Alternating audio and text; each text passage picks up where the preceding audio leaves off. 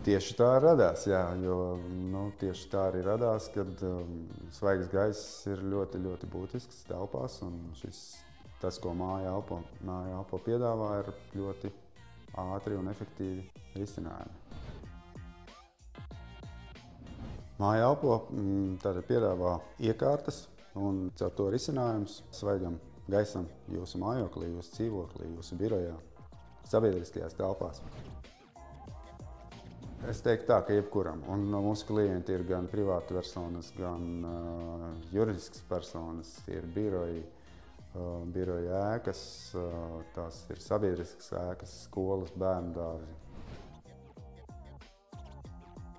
Mēs būtu ļoti priecīgi, Māja elpo būtu ļoti priecīgi par to, kad mēs varētu arī šos te ventilācijas un svaiga gaisa risinājumus piedāvāt, mēs to arī darām.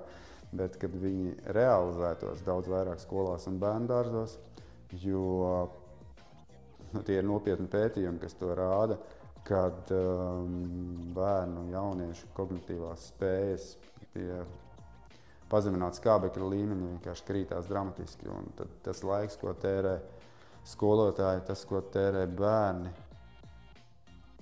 viņš netiek efektīvi izmantots.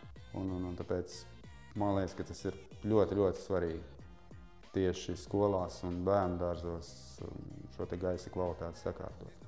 Mums ir